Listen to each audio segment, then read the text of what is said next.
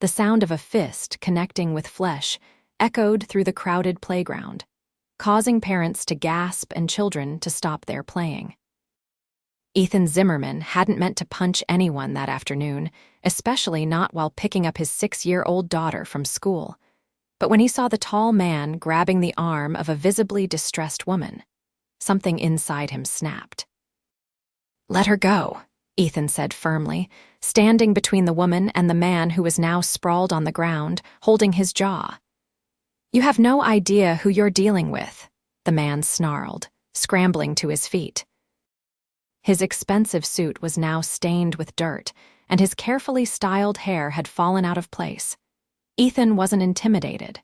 At 32, his years as a construction worker had given him a solid build and calloused hands. "I don't care who you are. You don't put your hands on someone who clearly doesn't want to be touched." The woman behind him was silent, but Ethan could feel her presence. He didn't dare look back, keeping his eyes fixed on the threat in front of him. "This is between me and Rebecca," the man said, his voice lowering to a dangerous tone. "Step aside before you regret it. Rebecca. So that was her name. Dad?" Ethan's daughter Lily tugged at his worn jeans, her backpack clutched tightly to her chest. "Are we still going for ice cream?"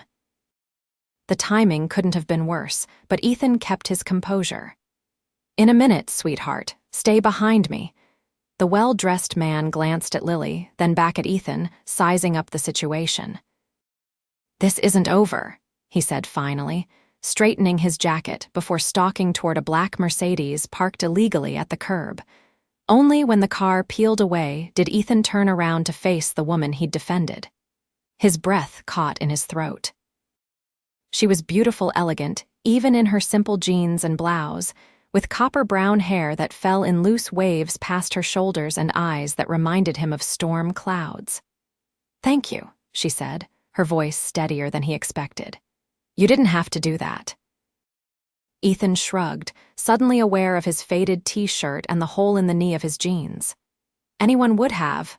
"No," she said, shaking her head. "They wouldn't. I'm Rebecca Blackburn." She extended her hand. "Ethan Zimmerman," he replied, hesitating before accepting her handshake. Her skin was soft against his calloused palm. "And this is my daughter, Lily." Lily stepped forward, her earlier fear replaced with curiosity. "Did that man hurt you? My dad says hurting people is never okay." Rebecca smiled, crouching down to Lily's level. "Your dad is absolutely right." "And no, he didn't hurt me, thanks to your brave father." "We're going for ice cream," Lily announced proudly. "Do you want to come?" Ethan opened his mouth to politely decline on Rebecca's behalf. Surely she had better things to do than join a construction worker and his daughter for cheap ice cream, but Rebecca answered before he could. "I'd love to, if your dad doesn't mind." All Ethan could do was nod, surprised by the turn of events. As they walked toward the small ice cream shop 3 blocks away, he couldn't help but notice Rebecca kept glancing over her shoulder. "He won't be back today," Ethan assured her. "Men like that, they make big threats, but don't follow through immediately. They wait until they think you've forgotten." Rebecca gave him a curious look. "You sound like you've dealt with people like him before." "Not exactly," Ethan admitted. "But I grew up around enough bullies to recognize the pattern." He didn't elaborate that some of those bullies had been his own father, a man who had taught Ethan exactly what kind of father he never wanted to be. The ice cream shop was a small, family-owned place that Ethan could barely afford to take Lily to once a week, a Friday tradition after he got paid. The teenage girl behind the counter greeted them warmly. "The usual Mr. Zimmerman?" "Yes, thanks, Abby." "1 small vanilla for me, and a medium chocolate with rainbow sprinkles," Lily chimed in excitedly. Ethan turned to Rebecca. "What would you like?" "I'll have whatever you recommend," she said. "Then make that 2 small vanillas," Ethan told Abby, pulling out his wallet and counting the bills inside. It would be tight this week, but he could manage. Rebecca reached for her purse. "Please, let me know," Ethan said firmly. "I've got it." His pride wouldn't let him accept money from a woman he'd just met, especially one he'd invited. They sat at a small table by the window, Lily happily diving into her ice cream while Ethan tried to figure out what to say. It was Rebecca who broke the silence. "That was my ex-husband, Daniel," she said quietly. "We've been divorced for 2 years, but he still thinks he owns me." Ethan nodded, unsure how to respond. His own failed marriage had ended 4 years ago when Lily's mother decided family life wasn't what she wanted after all. "I'm sorry you have to deal with that. I'm usually more careful," Rebecca continued. "I don't normally pick up Maya, my daughter, from school. My assistant does, but Maya wanted me there today for her art presentation." "You have a daughter?" Ethan asked, genuinely interested. "Yes, she's 7. She's with her nanny right now." Rebecca looked down at her barely touched ice cream. "Daniel found out I was coming and waited for me. He wants to renegotiate our divorce settlement." Ethan didn't miss how she avoided details about the settlement. He didn't pry. Everyone had their secrets, their pains. "Daddy builds houses," Lily announced proudly to Rebecca, chocolate ice cream smeared across her cheek. "I don't build them entirely on my own," Ethan corrected with a smile, wiping Lily's face with a napkin. "I'm part of a construction crew." "Do you enjoy it?" Rebecca asked. "It's honest work," Ethan replied. What he didn't say was that it barely paid enough to cover rent on their small 2-bedroom apartment, Lily's school supplies, and food. His ex-wife rarely sent the child support she was supposed to, and he was too proud to chase her for it. Rebecca nodded thoughtfully. Honest work is undervalued these days. They finished their ice cream, and Ethan was surprised by how easily conversation flowed. Rebecca asked Lily about school, genuinely interested in her rambling answers about her first-grade teacher and the frog they had in their classroom. When it was time to leave, Ethan expected a polite goodbye and nothing more. Instead, Rebecca handed him a business card. "If you ever need anything," she said softly, "or if you and Lily would like to meet Maya sometime, for a playdate." Ethan took the card, glancing down at it.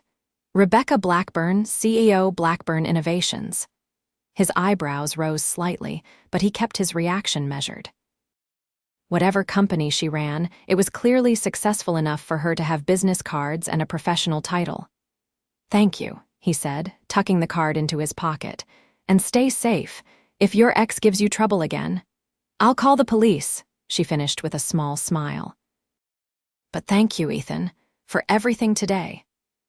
As they parted ways, Ethan watched Rebecca walk toward a waiting town car that had pulled up outside the ice cream shop. Only then did he begin to wonder who exactly he had defended that afternoon. 3 days later, Ethan was kneeling on rough concrete, helping set foundation forms for a new apartment complex, when his foreman called him over. "Zimmerman, phone call in the office. Says it's about your daughter." Ethan's heart leaped into his throat as he rushed to the site office, wiping his hands on his jeans before grabbing the receiver. "Hello, this is Ethan Zimmerman." "Mr. Zimmerman, this is Mrs. Patel from Westbrook Elementary." "Lily is fine," the school secretary quickly assured him, "but she's in the nurse's office with a fever of 101. We need you to pick her up." 20 minutes later, Ethan was carrying a flushed and sleepy Lily to his beat-up Ford pickup. His foreman had been understanding but firm: no work, no pay. It would be another tight week. At home, Ethan settled Lily into bed with her favorite stuffed rabbit and some children's fever reducer. He sat beside her, gently stroking her hair until she fell asleep, his mind racing with logistics. He couldn't afford to miss work, but he couldn't leave Lily alone either. His usual backup, an elderly neighbor who watched Lily after school, was visiting her daughter in Florida. With Lily finally asleep, Ethan slumped onto his worn couch, running a hand through his hair. His gaze fell on his jacket hanging by the door, and he remembered the business card in the pocket.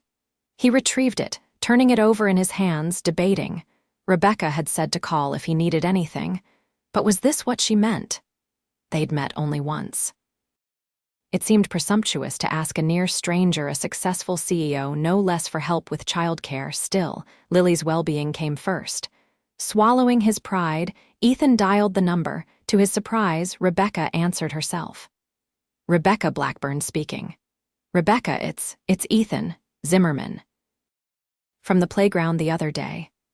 There was a pause, then her voice warmed. Ethan, I was hoping you'd call. Is everything all right? He explained the situation, trying not to sound desperate. I know it's a long shot, but I don't have many options, and you mentioned your daughter has a nanny. I'll be there in 30 minutes, Rebecca said without hesitation. Text me your address. True to her word, exactly 30 minutes later, there was a soft knock at Ethan's apartment door.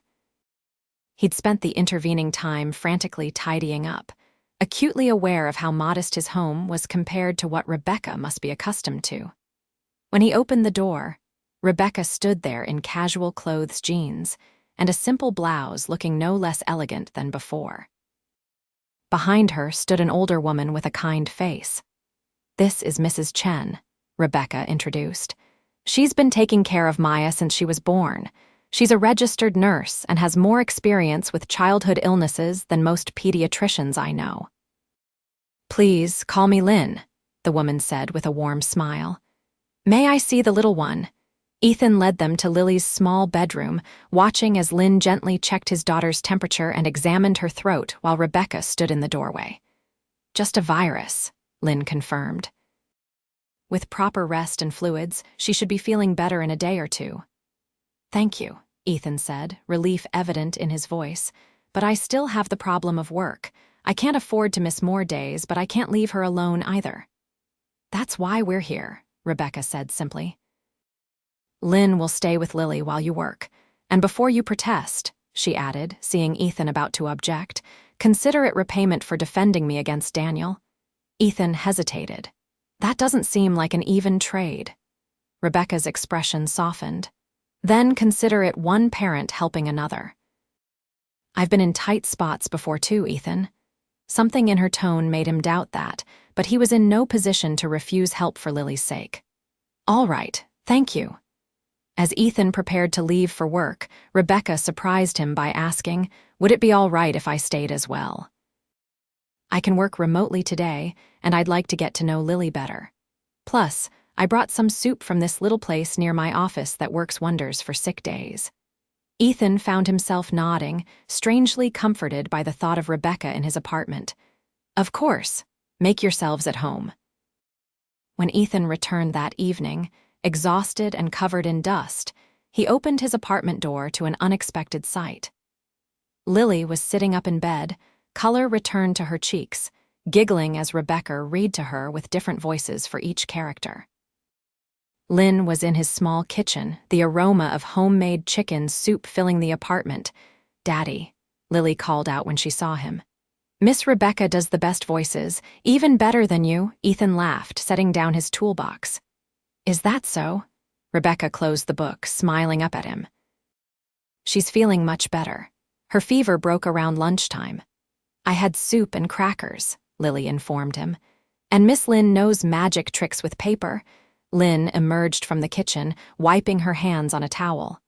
She's a wonderful child, Mr. Zimmerman, very polite and brave. Thank you both for today, Ethan said sincerely. I don't know how to repay you. No need, Rebecca assured him, standing up.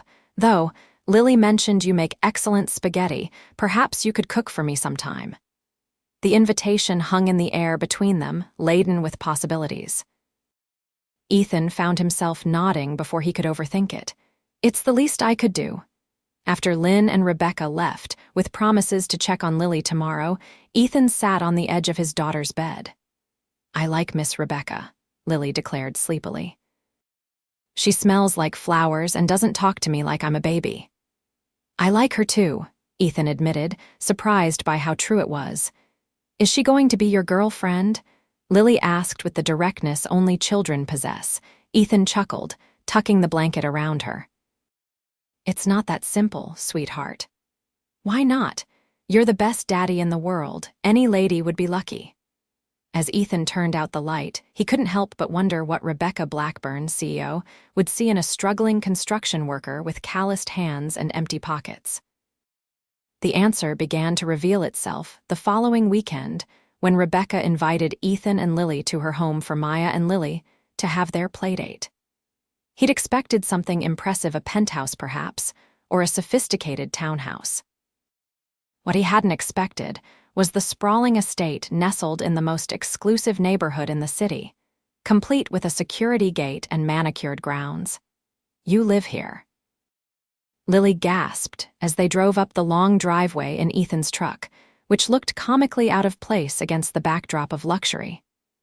"This is a bit more than a CEO's salary," Ethan murmured to himself, feeling increasingly out of his depth. Rebecca met them at the door herself, dressed casually in shorts and a t-shirt that somehow still looked elegant on her. Behind her stood a girl with the same storm cloud eyes, watching Lily with shy curiosity. "Welcome," Rebecca said warmly. "This is Maya." "Maya, say hello to Lily and Mr. Zimmerman." "Hello," Maya said politely. "Do you like horses? We have a stable." Lily's eyes widened to saucers. "Real horses." And just like that, the ice was broken. The girls ran off together, Maya leading Lily through the expansive house toward the back where, apparently, actual horses awaited. "Don't worry," Rebecca assured Ethan, seeing his concern. "The stable manager is with them, and the ponies are very gentle." Ethan nodded, still taking in the grandeur around him. Original artwork hung on walls, furniture that looked like it belonged in a magazine adorned spacious rooms, and through large windows, he could see a pool that rivaled those at luxury resorts. "So," he said finally, "CEO of Blackburn Innovations, what exactly does your company do?" Rebecca gave him a curious look. "You really don't know, do you? Should I?" he asked, genuinely confused. She led him to a sitting room, gesturing for him to take a seat on a sofa that probably cost more than his annual salary. Blackburn Innovations develops sustainable building materials and construction technologies. We're one of the largest suppliers in the country. Ethan blinked, making the connection. "Wait, BI materials? We use those on almost every job site, the self-leveling concrete, the solar tiles." "Those would be mine, yes," Rebecca said with a hint of pride. "Well, my company's." "So you're not just a CEO," Ethan said slowly. "You own the company." Rebecca nodded. "I founded it 10 years ago after my father passed away and left me his materials research lab. It was struggling then, but I saw potential in developing eco-friendly alternatives to traditional construction materials." Ethan sat back, processing this information. "So when I defended you against your ex, you stood up to one of the wealthiest real estate developers in the state without knowing who either of us was," she finished. "That's part of why it meant so much to me. There was no agenda, no calculation. Just a good man doing the right thing." Ethan felt a flush creep up his neck. "Anyone would have—" "No," Rebecca interrupted gently. "They wouldn't have. Most people in that playground knew exactly who Daniel was, and they looked away. You didn't." An uncomfortable thought occurred to Ethan. "Is that why you've been so kind? Because you felt you owed me something?" Rebecca's expression grew serious. "At first, maybe I felt gratitude, but Ethan, I've spent the past week getting to know you and Lily. The way you parent her, the way you put her needs above your pride, the way you work so hard to give her a good life, that's why I wanted to know you better." "I'm not in your league, Rebecca," Ethan said quietly. "You live in a different world." "Do I?" she challenged. "Because the way I see it, we're both single parents trying to raise good humans in a complicated world. The size of our houses doesn't change that." Before Ethan could respond, the girls came running back in, faces flushed with excitement. "Dad, I rode a pony named Butterscotch," Lily exclaimed. "And Maya says they have a movie theater in their basement. Can we watch a movie?" Maya asked her mother. The afternoon transformed into an impromptu movie party, complete with popcorn prepared by Rebecca's chef. Ethan found himself relaxing despite the opulent surroundings, drawn into easy conversation with Rebecca as the girls became fast friends. When it was time to leave, Lily was nearly asleep on her feet, worn out from the excitement. Ethan carried her to the truck, Rebecca walking beside him in the gathering twilight. "Thank you for today," Ethan said, settling Lily into her booster seat. I should be thanking you, Rebecca replied. Maya doesn't get many playdates. Other parents, they tend to want things from me. Connections, investments, donations to their causes. I can't imagine, Ethan said sincerely. That spaghetti dinner is still on the table, Rebecca reminded him. Maybe next weekend, at your place. I'd like to see where the magic happens. Ethan couldn't help but laugh. It's hardly magic. Just jarred sauce with some extra herbs. Even better, Rebecca said, her voice soft in the evening air. Authenticity is rare in my world, Ethan. Don't underestimate how valuable that is. As Ethan drove away, he glanced in the rearview mirror to see Rebecca standing in her driveway, watching them go. For the first time in years, he felt something unfamiliar stir in his chest possibility. The following Friday, Ethan left work early to prepare for dinner. He'd spent his lunch breaks that week cleaning the apartment from top to bottom, and a small portion of his paycheck went toward ingredients for a meal he hoped would impress. Lily had insisted on making place cards with her best colored pencils. At precisely 6 o'clock, there was a knock at the door. Rebecca stood there holding a bottle of wine and a small gift bag. "Hi," she said, looking slightly nervous in expression Ethan hadn't seen on her before. "Hi," he echoed, stepping aside to let her in. "Something smells amazing," Rebecca commented, following her nose to the kitchen where a pot of sauce simmered on the stove.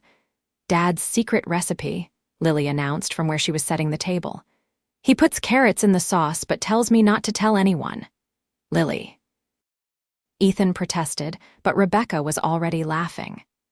"Your secret's safe with me," she assured him, handing the gift bag to Lily. "This is for you. A little thank you for sharing your dad with me tonight." Inside was a beautiful journal with a rainbow cover and a set of special pens. "For all your stories and drawings," Rebecca explained. "Maya told me how good you are at both." Dinner was simple but delicious, the conversation flowing naturally as it had since they first met. After Lily went to bed, Ethan and Rebecca sat on his small balcony with glasses of the wine she'd brought. "Can I ask you something?" Ethan said after a comfortable silence. "Anything?" "Why me? You could have anyone. Successful businessmen, doctors, lawyers." Rebecca sighed, looking out at the city lights. "I've dated those men, Ethan. I was married to one. They wanted what I represented: wealth, status, connections. Daniel didn't even like me very much by the end, but he liked being married to the CEO of Blackburn Innovations." She turned to face him, her eyes sincere in the dim light. "You didn't know who I was when you stepped between me and Daniel. You did it because it was right. And every interaction we've had since has been the same: genuine, honest. Do you know how rare that is in my life?" Ethan considered this. "I still can't offer you what you're used to." "What if what I'm used to isn't what makes me happy?" Rebecca challenged. "What if what I want is a man who treats his daughter with respect and kindness, who works hard and takes pride in what he builds with his hands, who sees me, not my bank account?" She reached across the small space between them, taking his hand. "The question isn't why you, Ethan. It's whether you could see yourself with someone like me, with all the complications my life brings." Ethan looked down at their joined hands, her manicured fingers against his calloused palm. "I think I could," he said honestly, "but slowly, for Lily's sake." "And for Maya's," Rebecca agreed. "Slowly sounds perfect." Their first kiss came later that night, a gentle meeting of lips that held promise rather than passion. As Rebecca left, she paused at the door. "By the way," she said with a small smile, "my company is launching a new training program for construction workers who want to move into project management. The salary is double what you're making now, with regular hours and benefits. You'd be perfect for it." Ethan frowned slightly. "I don't want charity, Rebecca." "It's not charity," she assured him. "It's a legitimate position we need filled, and your experience makes you qualified, but I understand if you're not interested." He considered this. "Let me think about it." "Of course," she said. "No pressure, just an option." Over the following months, Ethan and Rebecca built their relationship carefully, always keeping their children's well-being at the forefront. Weekend outings became a regular occurrence, trips to museums, parks, even camping, where Rebecca proved surprisingly adept at pitching a tent despite her usual luxuries. Ethan eventually applied for the project management position, on the condition that he go through the same hiring process as any other candidate. His practical experience and intuitive understanding of construction principles earned him the job on his own merit, something Rebecca respected deeply. With the increased salary came new possibilities. Ethan moved Lily to a better apartment closer to Rebecca's neighborhood, though he insisted on staying within his own means rather than accepting financial help. The pride Rebecca saw in his eyes when he showed her the new place was worth more than any mansion. "Maya asked me something interesting today," Rebecca said one evening as they prepared dinner together in Ethan's kitchen, their daughters playing in the living room. "What's that?" Ethan asked, chopping vegetables with the precise skill of someone who'd learned to make every ingredient count. "She asked if you and Lily were going to live with us someday." Rebecca kept her tone casual, but Ethan heard the question beneath the statement. He set down his knife, turning to face her. "What did you tell her?" "That I hoped so, but that good things take time to build properly. I said you taught me that." Ethan smiled, touching her cheek gently. "You're learning." "I had a good teacher," she replied, leaning into his touch. 6 months after that playground confrontation, Ethan found himself back at Rebecca's estate, sitting on a bench near the stables, watching Lily and Maya take riding lessons. Rebecca sat beside him, her head on his shoulder, their fingers intertwined. "I've been thinking," she said thoughtfully. "About the future." "Dangerous territory," Ethan teased. "I'm serious," she continued. "Blackburn Innovations is launching a new division focused on affordable, sustainable housing. We're partnering with the city to develop properties for families being priced out of the market." Ethan nodded, knowing she'd been working on this project for months. "It's a great initiative." "The thing is," Rebecca said, sitting up to look at him, "we need someone who understands both the construction side and the human side. Someone who knows what families actually need, not just what looks good on paper." Ethan raised an eyebrow. "Are you offering me another job?" "A partnership," she corrected. "I want you to help lead this division, Ethan. Equal input, equal responsibility." He considered this, watching as Lily successfully guided her pony through a simple pattern. "You know I'll only accept if I'm truly qualified." "You're the most qualified person I know," Rebecca said sincerely, "and not just because I love you." The words hung between them, spoken for the first time though they'd both felt it for months. Ethan turned to her, his expression serious. "I love you too," he said simply. "Despite all the reasons I shouldn't, the differences in our situations, the complications it brings." Rebecca laughed softly. "Aren't those the reasons you should? Because despite everything that could have kept us apart, here we are." "Here we are," he agreed, pulling her close for a kiss that tasted of promise. 1 year to the day after their first meeting, Ethan stood in the same playground, watching as Lily and Maya played tag with their friends from school. Rebecca stood beside him, her hand in his. "Do you ever think about how differently things might have gone if Daniel hadn't grabbed my arm that day?" she asked. Ethan shook his head. "I try not to, but I'm grateful every day that I was here." "So am I," Rebecca said, smiling up at him. "Though I'm less grateful for the black eye you gave my ex-husband." "He deserved worse," Ethan said without remorse, then softened. "But I'm glad it was just a black eye. Any more would have set a bad example for Lily." Rebecca laughed, the sound still his favorite in the world. "Always the responsible father." "Speaking of responsibility," Ethan said, turning to face her fully, "there's something I've been wanting to ask you."